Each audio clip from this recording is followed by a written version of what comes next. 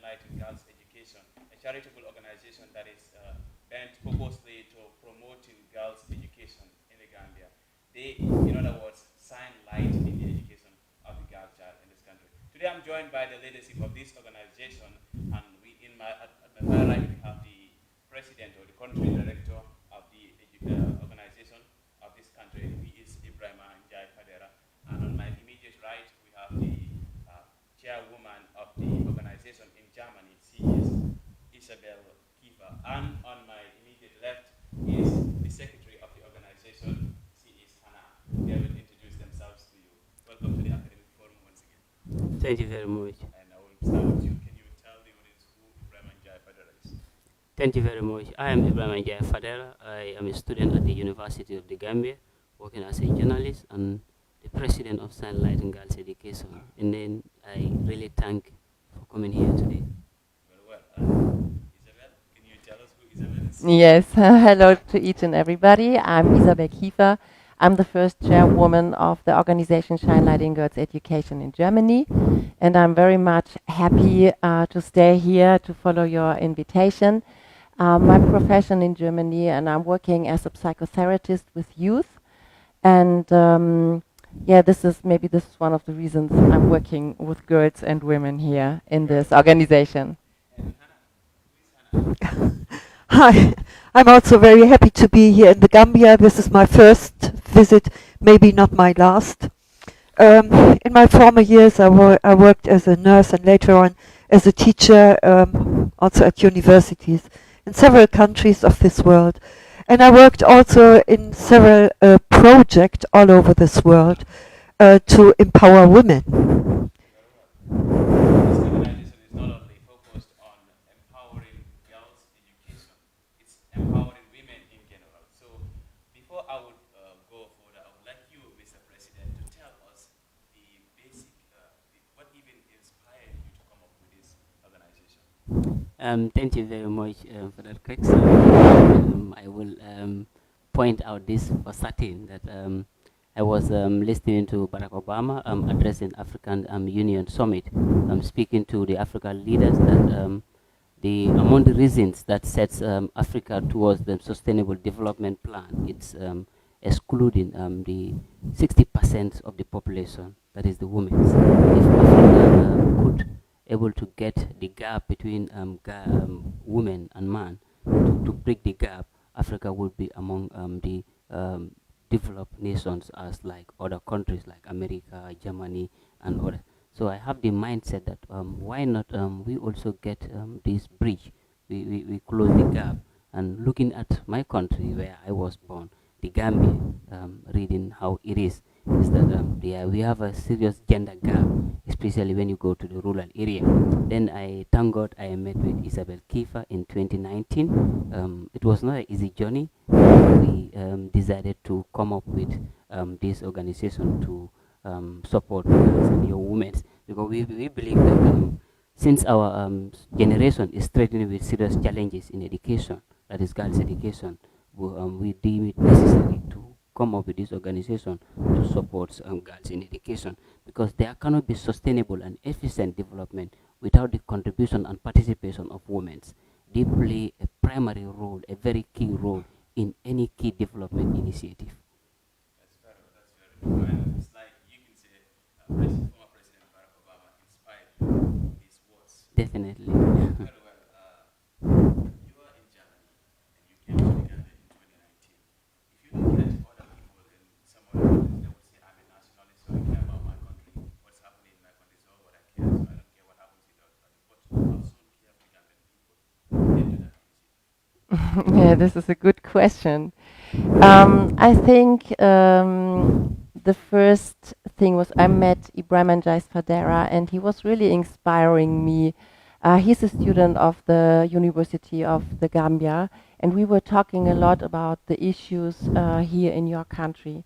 And for me, I'm working as a psychotherapist. As I said, I'm working with youth. I'm used to this group of the society, especially with girls and young women. And then when we were talking, I saw the beauty of your country. I saw all these beautiful women and all these girls, and the opportunities you have, but you don't use the opportunities you have. So, or how can I say, you don't have the opportunity, but you have to have the opportunity to step into education and to use the intelligence of your girls and your women to get out of poverty. I think poverty is one of the most difficult reasons for you. This is one of the most, the greatest problems here, and how to get out. For us, it looks like the key for everything is education, and especially for the vulnerables. These are girls and women. That's anything that needs to be discussed. So we'll go in details with regards to that. But before we move further, Hannah, what are the main focus of your organization? What do you focus on? First of all, education, education, education. Education for girls, as Isabel and Ibrahim just said. Education is the base of things you can do afterwards. Education gives you knowledge, education gives you opportunities, it gives you wisdom. And I mean, you only have to look at the so-called developed countries, like the so-called Western world, or nearly all the women, they are working in a certain profession. And if girls don't have education, they cannot come into any profession normally. And their knowledge, their power simply gets lost. It's better to use it. Yes. Give them a chance. You've been in the country for long. In fact, you were born here and you've been raised here. So I will take you a little back towards the history of this country. We see around 2012, the former president created a project called Girls Empowerment Project, PEJEP, something like that. It was bent to promoting girls' education, and they started by providing free education for girls in the country. Do you think that is being maintained? Absolutely. It's not actually the main thing, but it also boosts the moral. Because in the country, the Gambia, government schools are free, which we really thank the former president for that, making the government schools free. But education expenses attached to this cost make it more difficult for parents to decide who to send their children to school, whether it's the male child or the female child, because we have these cultural beliefs that men's will make it more than women's, and then perhaps they may say, okay, when girls get the education, she's going to feed another family, but when the man get the education, he's going to stay. So these cultural barriers also get into perception that also separate the family of sending their daughters. So if one family have are not that much strong with finance, they rather prefer sending their male child to school than their girl child to school. So, in other words, this organization is meant to push the agenda forward because it's kind of similar. Because So if you look at the way of promoting girls' education, we still have some barriers. So, your organization, in other words, is set to break those barriers and push girls' education forward. definitely, because these expenses are tied to it. It's the school bag, school uniform, school shoe. Because we've conducted a lot of researches, and we've seen to it that these expenses are the reason why still now we couldn't get the gender gap, and also we couldn't have more female enrollment at the primary school. If these gaps it's closed, then we will have a lot of female enrollment, because parents wouldn't feel worried anymore to send their daughters as far as they have these materials available.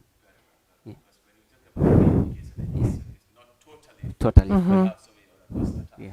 Yes, you talked about the importance of girls' education. I would like you to emphasize more on that because your organization is focused on that. That shine light in girls' education. What are the importance of girls' education as far as national development is concerned? Yeah, we deem it necessary to bring girls into education because they are, as we said before, girls and women are the half of the population. Mm-hmm. And I was listening to one business lady. She was talking about empowering the whole employees. And she said, what do you think? What would a businesswoman do? Would she teach and teach the half of the employees to get a better business, or would she take everybody, all of their employees? And now it's the same with your society. If you just empower your boys, you just have the half of the society. So how can you get, as Barack Obama said at this speech, how can you get out of poverty? Education is the key for everything.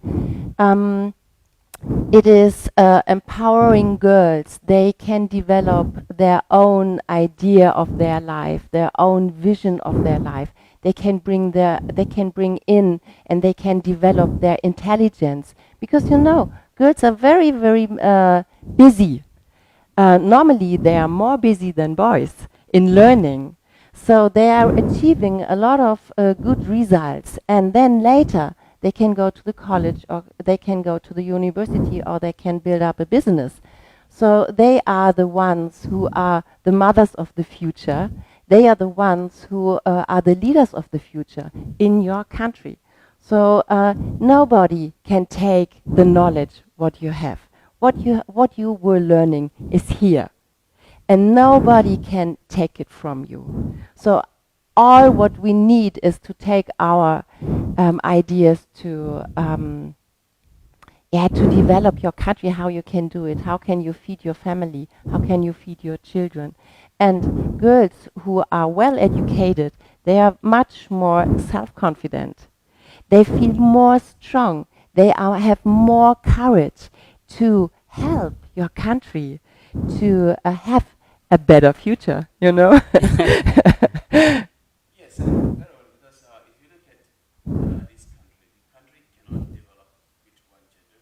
There is no country in this world that can move on with one gender. Definitely. So we need both genders and we need to empower both genders as far as education is concerned. But before we go further, empowering girls is very important. Education of girls is very important.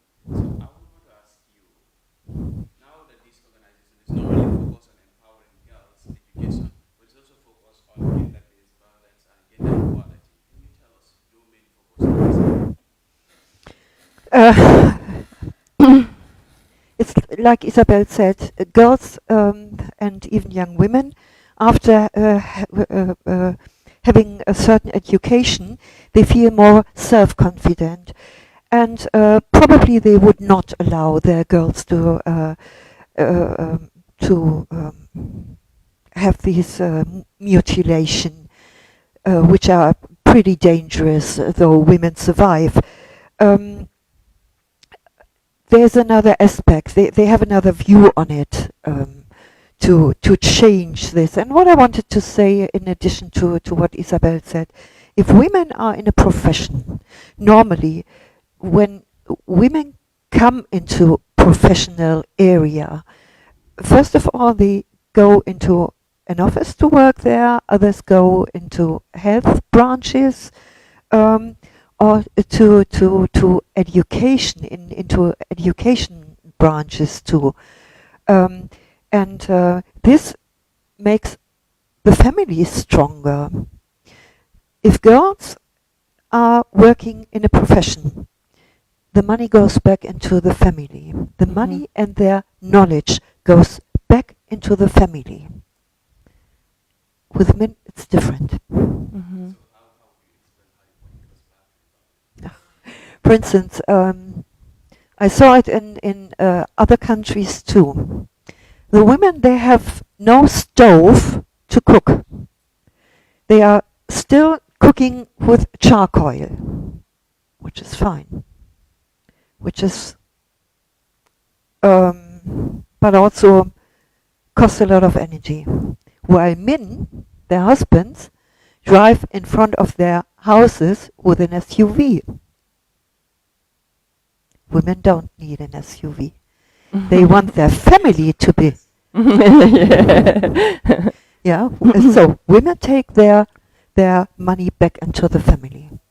They they are looking forward to have their children, their girls, also to be educated, to go to school, to learn a profession, Okay, to study. let me step in, please. Yeah. So, okay, but before that, yeah, you can come in first, and I'll ask you. Okay, what I want to add to Hannah is, let us talk about the value of a girl.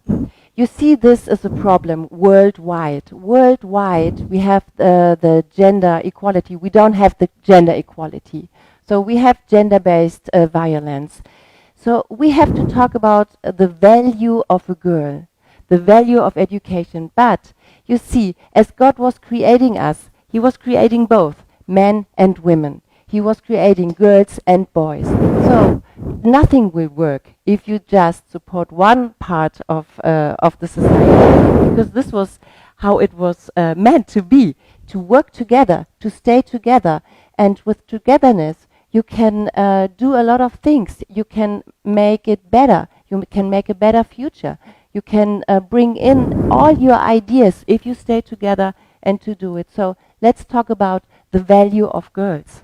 Yes, before we come to that, Hmm. what she was saying, I just wanted to emphasize on that. Mhm. That's in empowering girls' education. Yeah. And she was saying that once women get educated, the knowledge and the money they earn comes to the family. Yeah. So if you look at a woman, if you educate a woman, you're educating a man, you're educating a wife. And once your mom, for example, once the mother of your children is educated, there is a likelihood that your children will have a very good upbringing. Very Yeah. good. That is a thing. Excuse me. Sorry about that. Yeah, that is a thing that needs to be overemphasized. Could you please get water? That's a thing that needs to be overemphasized because once women or mothers are educated, there is a chance that our children will have good upbringing, and that is a thing that has been advocated or is being advocated for long now. Yes, but before I will come back to you, I would like to take you. Okay. Yes. You are in the Gambia and you've been in this country for long. Yes. Yes. How do you see gender role change in this country?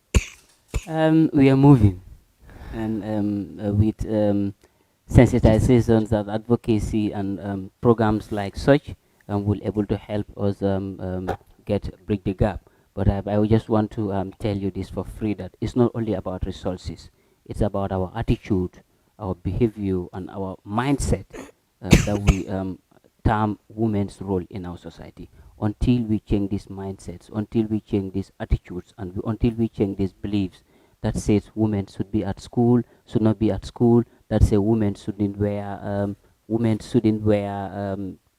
short trouser, that says women should have to put something on their yes. Are you saying women should wear short trousers? No, they are free to wear whatever they feel like. But that has to deal with the culture and the religion of the particular people in different societies. That is why I said we have to get them out. They are misconceptions. No, no, For no. example, if a rape. Mhm. Because if you look at the Gambian culture, Okay. that because modesty differs from country to country, from culture to culture, society to society. In some countries, what is modest? If you go to the other country, it's not modest. For example, if you go to the United States, sewing, dressing outline and sewing your legal code, some people call it immodesty. In India, women can just sew up their obligate code. That is how you call it. It's obligate code. However, if you look at Gambian society, Gambian culture, women are supposed to be covered. You understand? So don't talk about clothes right now. We are not talking about trousers. Yeah, this is not the main issue. We are talking about how to empathize girls. Yeah, and to bring them. Yeah, of course you can talk about trousers or not. But if your culture says we are talking about, how can you say this? Empowering them, and you have to change your mindset in some reasons. You have what you are doing here is you are mixing culture and religion. So we think you have to separate it. Some things are religion. We don't want to change anything in the religion because this is your main, this is your everything. We don't want to do anything against it, but we want to change your misbelief. How do you say this? Misconception. Misconception about all the other things. If about the value of girls. Yeah, That should yeah, also be overemphasized, and that's yeah. very, very important because if we do not value the education of girls, we do not value as well as that. So Yeah. as a nation and as a society. So let me take you to FGM, genital mutilation. That is a thing that you also advocate against, and a lot of people believe that it is very much detrimental to the girl child and it is harmful. Although the society still, some people do not believe in this. So you are meant, or your organization is bent in changing this misconception. Yeah. How do you go about this? And how relevant is it as far as gun education is concerned? You know, for me as a white woman, or for us as white people, when we come from Germany, we don't want to know things better than you. You are the society here. You stay here. You live here. You are right. Yeah. So, but we think we have a different point of view. We are having gender equality in Germany, in the Western world. We have it already, not 100%, but we have it much more than you have it. And to have gender equality even means, and now I'm talking about a taboo. We are also talking about sexuality. In your country, you don't talk about sexuality. You don't teach the girls and the boys how children are created, how to say this, yeah? How you are to have sex. What does it mean? It's not common here to talk about it, but you have to teach. Some mothers call their tell their daughter, don't let a man touch your breast. But she's not talking about the vagina or the penis and whatever they need to have sex, you know. They don't know how to make children. So we have to break these taboos, and we have to find names for all these areas of your body, because this is natural. This was how God was creating us. This is so very natural, and everybody of us is here because two people had sex. This is normal. So, and gender equality means, so I lost my way. Can you? FGM. How negative FGM is as far as the Yeah. So FGM is it's not written in the Quran. It's not written in the Quran. So this is very, very much important. So you have to select between religion and culture. And medically, it doesn't make any sense to make a cutting, or we say mutilation, in on the women's body. It causes a lot of suffering. You have different types of mutilation, or you say cutting, we say mutilation, because a woman who is cutted, she will not have any sexual pleasure. And I think if we would talk about cutting something to put away the pleasure of men, how life could go on. So even we are thinking even the pleasure of a woman by having sex is very, very important. And to have this cutting, the FGM is causing a lot of suffering for the girl and the woman. For example, when they are delivering, I was thinking, why do so many women dying while they deliver? Because we don't have it in Germany. No woman, not now, but very, very less women are dying while delivering. And then I was talking with a midwoman, and she was asking me, what happens in the Gambia? Now, after having the training with Fama Bari, she's an FGM activist, I know why. Because you are sealing the vagina of a woman. How can she deliver? This is impossible. And there are a lot of complications for the woman. She's losing so much blood, and even the child can die while delivering after having the FGM. They are coming for sure. Yeah. Yes.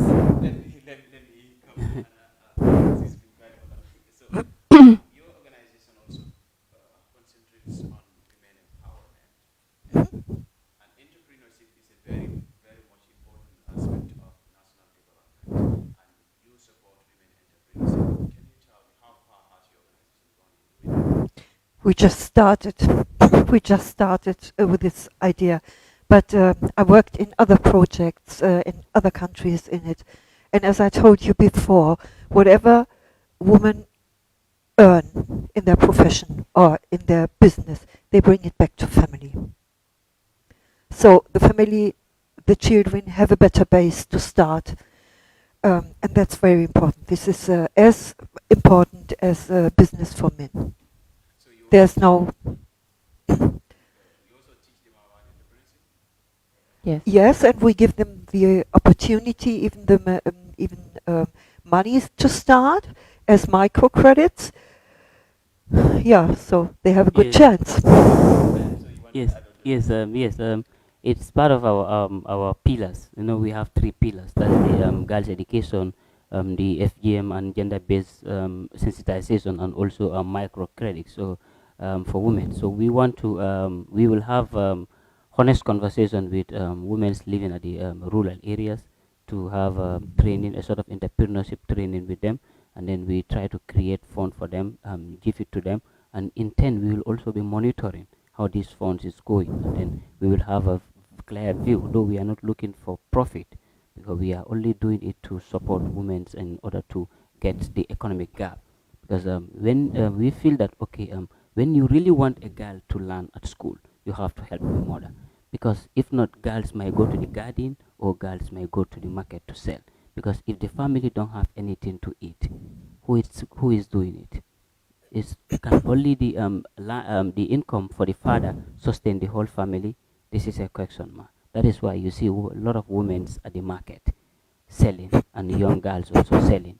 So we want to do our utmost best by making sure in helping girls in education. We also want to help these mothers to get something so that the load from the girl can be little bit eased down, so that girls can have more time to read, can have more time to go to school, can have more time in education. Hmm. Can I add something? And what we see in your country is how to start. This is the problem. So a lot of people are willing, even wives and women's and mothers, they are willing to do something, but they are not able. Yeah, and when we have a start, money, a credit, for example, not that much, but it's enough to start something, and then they have to do a business plan, and after having the business plan, they have 3 years to pay the money back. So, and after, if we have a supportership in Germany, one woman, for example, is supporting the empowering of the woman. She's giving the money. After 3 years, the money is coming back because it's paid back with a very, very low money every day. So the women are able to pay it back. And when we have the money back, it goes to another woman. So the money can circulate in our organization, but to be honest, it's more in your country to empower more women. So for example, if there is one woman in Germany or one man or one family who is giving the money for one woman, it takes more than years. It's helping and helping and helping. This is the beauty behind this microcredits, you know. Yes, I think a couple of days ago you had a seminar discussing yes, about FGM. So FGME. I want to understand whether you also held similar programs teaching people on how to start a business on entrepreneurship issue, because this is very much important as far Yes. as women education and empowerment is concerned. It's on pipeline, and we will be traveling to Makati and CRR with Hannah. She has a very good experience because she was doing it in other countries. So, with help of her knowledge, we'll able to have that type of gathering with women around that area in order to sensitize these women regarding this microfinance issue. And we have a team here in Gambia. It's not only Ibrahim and Jais Fadera. We have a team here in Gambia, and all these people who are helping voluntarily, they are the ones who help the women to develop a business plan. How to do it? You have to know how to do it. So people are here who are teaching women how to develop a business plan, and then we are monitoring these women to get sure that they are really that they succeed. Yeah, We are thank you. also we are also monitoring the girls in education as well. Yes, yes. That's great. I'll take you to one of the other areas that you talk about in your organization, that is teenage pregnancy. You understand, if a girl child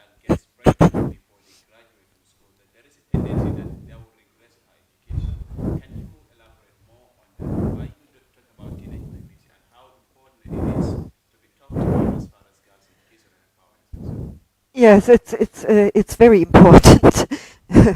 uh, as you said, a girl has to stop her education if she becomes pregnant. It's in the last century in Germany it was the same, because yeah, um, it's important that she can finish that. In order to this, you have to have sexual education at school, because sometimes it's hard for the parents to talk about this sexual education at home. They don't have words for it to explain it. For this, we need this sexual education at school to make sure that the girls don't have an unwanted pregnancy.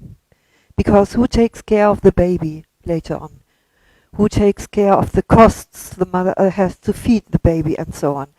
And even if a baby is a big gift for the whole family, normally and it's a pleasure and it's wonderful to have a baby in the family. Um,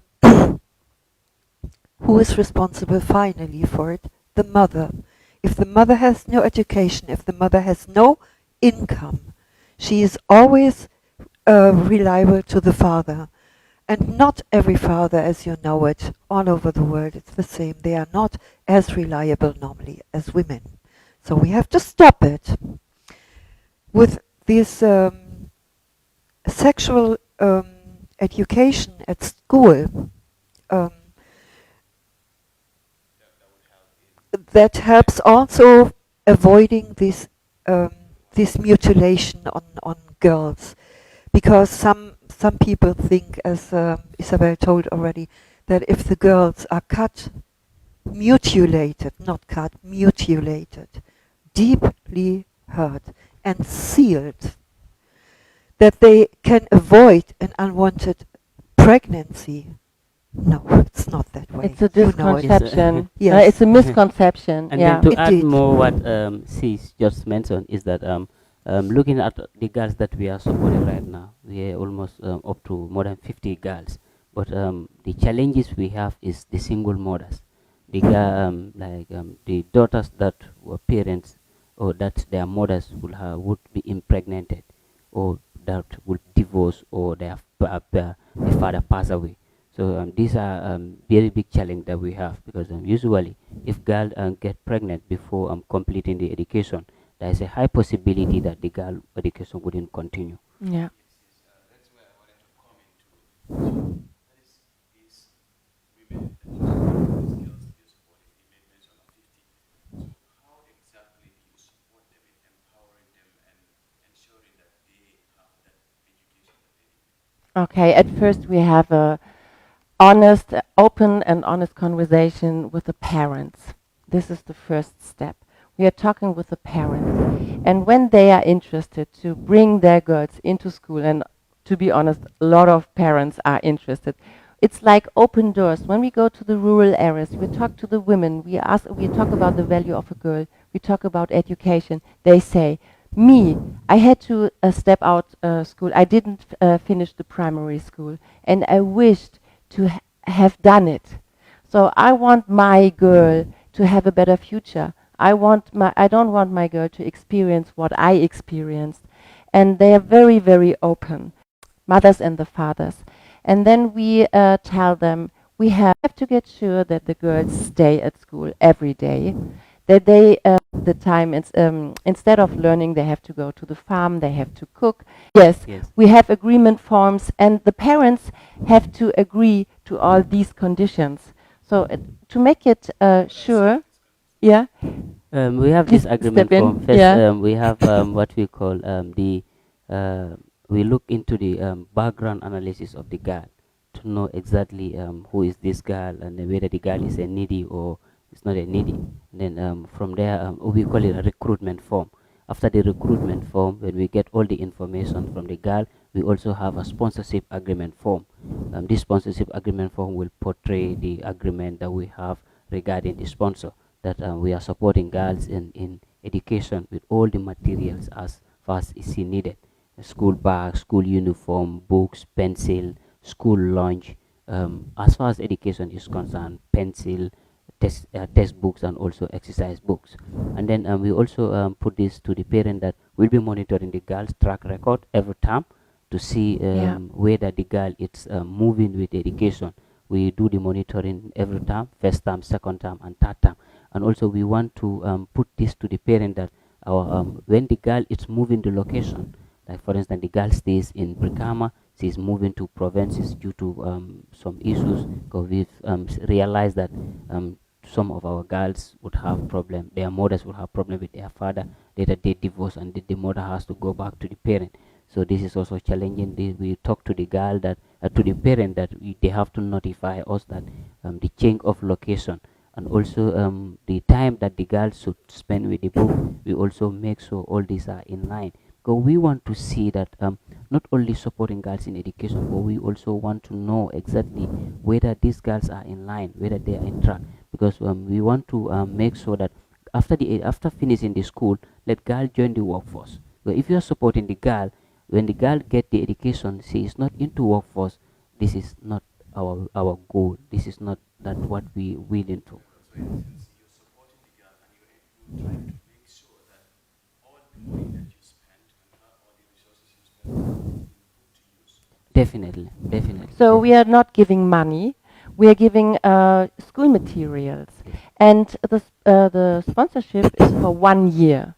And when we are sure that everything is going smoothly, we give it for another year. And we are talking not only with the girl, we are talking with the girl, we are talking with the parents, we are talking with the teachers, and we are talking with the headmasters and headmistresses if everything is fine. Because sometimes you see the girl is not going to school, and then we start talking, we are talking to the teacher, they say to make sure what is the problem behind. So then we can have a good conversation with the parents, and maybe we can help in some other issues to bring the girl into school again. Yeah. Because we ran out of time. Yeah. I will come to you. These projects this year just started. So where do you want to see it in the next 5 years as far as girls' education and empowerment is concerned? I didn't get you. I'll say like you said this project just started perhaps 2 or 3 years ago. So in next 5 years, where would I see this project, or where would people see this project? Spread, Organization. spread out, be successful. The girls are successful, and they spread out the word. They yeah, this is the main thing. So even yes, thank you. Sorry. Yes, one thing I wanted to say that this takes more place in the grassroots, because I know that, for instance, this mutilation of girls or women in general, female gender mutilation is forbidden here. We have to change the mindset also of the people, because a law is easily changed, but not the mindset of the people. So I wish these words to be spread and to become conscious, the people. Mhm, mhm. Maybe I can add something at that.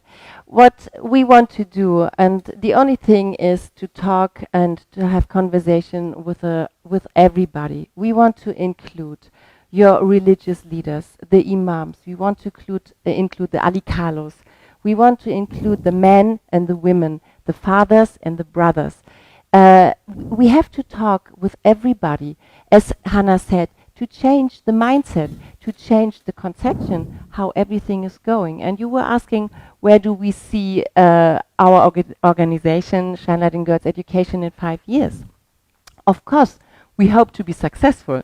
So what we are doing here in the Gambia, we have to do the same in Germany to find supporters, because we are just doing the work, we are just vermitteln. We're just Like a medium. we are like a medium, yeah. We are the ones who have the ideas, and then we need the German godmothers and godfathers to donate, and then we can give it here. And now our team here, with you, Ibrahim and Jess Fadera and all the others, can make the work. Of course, we want to change the mindset of the people. We want to sensitize about the value of girls, about the value of education. But without all these things, you can't step out of poverty. You can't step out of early marriage. We were not talking about it. Early marriage is a result of poverty. When people don't know how to feed their girls, they give it to another family. They give it to marry. So this is, a girl child is not ready to be a wife. She's not ready to be a mother. She's not ready for nothing. She's ready to get education. She needs education to grow and to have a self-confidence, to feel I am proud to be a girl. I am proud to be a woman. And I'm proud to be a wife. And I'm proud to be a businesswoman. Yeah. And I'm proud to do all that. But what you need is encouraging these girls to have a good feeling inside themselves, to be proud of themselves. Very well. Shining light in girls' education Yes. is a very, very important aspect as girls' progress and advancement is concerned. So we've completely run out of time. So I will let you give your concluding remarks and then we would wrap. Thank you very much. I thank the management of Better Future Production for allowing us to come here to share our mind with the people, the viewers, and then with such we believe the mindset and the misconception that people have outside will able to change. So I really thank the management of Better Future, and I would not do justice, or justice wouldn't be done if I didn't thank my German partners, and most importantly our godmothers and godfathers, Sabrina, and our team in Germany, Matthias. Mattia, and then Philips, our team in Gambia here present, Isabel Kiefer and Hannah, and Julia traveled to Africa to attend a program. They came three, but the other one traveled to Africa yesterday to attend a training. And then we really thank them, and also we want to make this clear to everybody that with togetherness work is done. So, yes, we can, as Barack Obama said. Yeah, for me, I want to add one last sentence. What I see is the people are ashamed of talking about taboos. You have a lot of taboos, especially about the gender-based violence, about sexual abuse, about early child marriage and teenage pregnancy. And for us, we want to the girls to slow down their voice, and we want to empower them to rise up their voice. And we want you to get used to speak about all these things. Normally, look at me. When the girls are talking, they are tucking their head like that. They are not looking at each other. They feel ashamed when it comes to all these issues. And we want them to push up their head, yeah, to look into the other's eyes, to say, yes, it's important to talk with my mother, to talk with my father, to talk to my sister, and to talk to my brother, and to talk to my neighbor. About all these things, we have to have a much more conversation and sensitization. And then your country can change the mindset. And then your country can change into a great future, because we bring all your wisdom, all your intelligence, we bring it in, and then you can succeed. Very well. Your concluding remarks? Women are the half of the of the population of the world. So let's participate, and you have a better life. I'm of course in that women are half of the population of the world. Let's participate and we will have a better life. This is where we're going to draw the curtain. Still, I come your way next week. My guests today were the leadership of Light in Girls Education, Gambia and Germany. It's a charitable organization that is meant for women empowerment, that's purposely bent on women empowerment, empowering the girls child and supporting girls education. As you have heard from them all and what they have said. So till I come your way